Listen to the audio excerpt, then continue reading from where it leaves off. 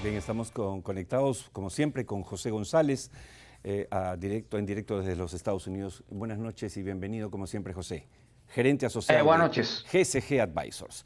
José, dos temas. El último martes, el planeta Tierra alcanzó la temperatura récord de 17,18 grados centígrados, superando los 16,92 grados alcanzados el 2016. Pero en realidad, esta semana hemos tenido, según todos los expertos, los 3 días más calurosos de la historia de la humanidad. Pero peor aún, científicos de Berkeley Earth han dicho textualmente, se vienen días aún más cálidos. José, ¿cómo afectaría esto a la economía mundial y específicamente al rubro, al sector minero? En realidad han sido 4 días, Oscar, Ajá. con la mayor temperatura en la historia de la humanidad. Llegamos a 17,23 grados Celsius, medido por distintas instituciones en los Estados Unidos y Europa, ya las instituciones europeas. Para el Servicio del Cambio Climático, la Unión Europea había dicho que junio había sido el mes más cálido en la historia de la humanidad, y el reanalizador climático de la Universidad de Maine, que es el que mide la temperatura a 2 metros sobre la Tierra, es el que dijo que esta temperatura ha sido la más alta desde 1999, con el Servicio de Cambio Climático Copérnico de la Unión Europea diciendo que es el más alto desde su medición en 1940, y como bien ha señalado, es la más alta que la del 2016 de 16,92 grados. Según científicos entrevistados por CNN, señalan que esta es la temperatura más alta en el planeta en los últimos 100.000 años. Y eso lo calculan a través de mediciones en los anillos de los árboles, en el coral y en los núcleos de hielo. Ahora, ¿por qué no hemos visto lo peor? Porque según la Organización Meteorológica Mundial, el fenómeno del Niño, que recién ha empezado, por eso hay verano en Lima en julio, va a aumentar más la temperatura todavía en los próximos 9 a 12 meses. Y según el panel intergubernamental sobre el cambio climático de Naciones Unidas, el año pasado ya las temperaturas se incrementaron en 1,15%, peligrosamente cercano a los límites establecidos en París, en los acuerdos de París de 2015, de 2 grados, e idealmente 1,15. ¿Esto qué significa? Que los incendios forestales, las sequías, inundaciones y la disminución en la producción de alimentos va a continuar, las migraciones van a continuar, el impacto en las economías globales son inmensos, y la presión por la transición energética y la demanda de minerales críticos se convierte cada vez más en un tema muy importante, como lo mencionábamos la semana pasada. Se discutió en la cumbre de París convocada por Macron, y el presidente Biden está viajando esta misma noche, ya está en ruta a Londres, Latvia y Helsinki, y uno de los puntos en agenda es discutir estas olas de calor, las alianzas claves para la explotación de minerales críticos, y la última decisión de China de crear restricciones a la exportación de materias de minerales raros, de tierras raras, desde el continente asiático occidente. Muy a nuestro pesar, no tenemos dudas, José, que el tema del cambio climático va a ser un tema que va a ser recurrente en este segmento contigo, y tratando siempre de ligarlo además más allá del tema meteorológico, al tema empresarial, al tema económico, porque es indudable que va a tener un impacto que ya está empezando a darse en el mundo, y de eso vamos a seguir hablando. Déjame pasar rápidamente al segundo tema. China, amigos de Tierra Adentro, produce el 80% de los minerales raros llamados galio y germanio.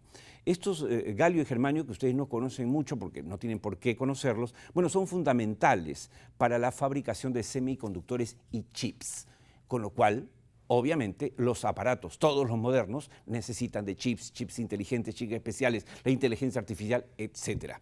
Bueno, resulta que el gigante asiático acaba de prohibir la exportación casi totalmente, y sobre todo a Estados Unidos, la Unión Europea, Japón y Corea del Sur, que son quienes fabrican y los que más demandan fabricación de chips.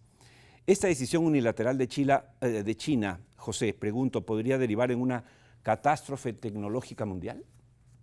Los analistas geopolíticos y los funcionarios del gobierno norteamericano europeo dicen que es más una advertencia que una decisión final. El galio y el germanio, como bien señala, son claves en industria civil y militar para semiconductores, paneles solares, LEDs, fibra óptica, y se usan en satélites y en tanques.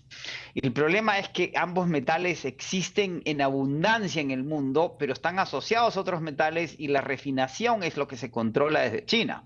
Por lo tanto, estas restricciones, China ha dicho que no es un embargo, son restricciones. A partir del 1 de agosto, los exportadores chinos tienen que pedir permiso y el permiso se basa en que no vayan a ser utilizados en industrias militares.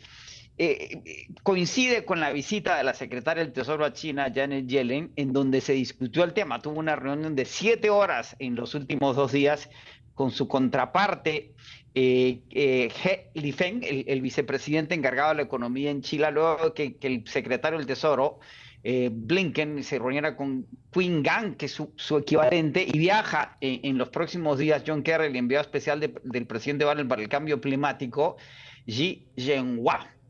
¿Por qué estas movidas? Porque recordamos y lo mencionamos, los Estados Unidos había tomado medidas para restringir la exportación de chips de quinta generación a China, y China está reciprocando justo en la visita de Yellen con medidas que son, de nuevo, que son una advertencia en cuanto a lo que significa lo que podría suceder si empiezan a restringir la exportación de otras tierras raras que sí son exclusividad de China y en algunas de las cuales tiene un market share, un control del 94% de la exportación. El galio aumentó 27% esta semana, el germanio solamente 1% porque hay más inventarios. Hay 1.9%, perdón, una discusión entre las distintas autoridades europeas y norteamericanas si hay o no inventarios suficientes del mineral. Y como lo mencionaba, es una discusión que va a tener el presidente Biden con sus contrapartes en Europa para saber cómo confrontar lo que podría ser los controles de exportaciones de China en tierras raras. Eso subraya lo que habíamos mencionado ya hace mucho tiempo, si recuerdas, sobre este paper publicado por una universidad china de que el nuevo terreno, y lo dicen los analistas y los productores de metales raros, el nuevo terreno de la lucha global se va a dar en los metales industriales y en las tierras raras. Y ya Biden ha propuesto, cuando se hizo el anuncio, hablar con los países amigos para asegurarse que el supply, que la oferta de estos minerales esté garantizada. Y entre esos países amigos debería estar en el Perú. Sin embargo, estamos fuera de la discusión geoestratégica, como lo demostraron la visita del canciller Scholz y de la presidenta del Consejo Europeo, von der Leyen, y deberíamos reinsertarnos, porque el Perú es la meca de producción mineral industrial, y en el Perú podríamos tener, como lo has discutido en el pasado, una matriz metálica, mucho polimetálica, mucho más extensa que la que tenemos. Definitivamente, José, y la llamada de atención, aprovechamos, es para el gobierno nuevamente, para la presidenta Dina Boluarte, para el premier. Están muy preocupados, en la mesa directiva del Congreso, en los cambios de un ministro, etcétera, en el dengue, es perfecto, pero por favor, una llamadita a los estadistas de China y de Estados Unidos no va a hacer daño. Ya lo están a la Unión Europea, lo está haciendo Chile, lo está haciendo, lo dijimos aquí con José.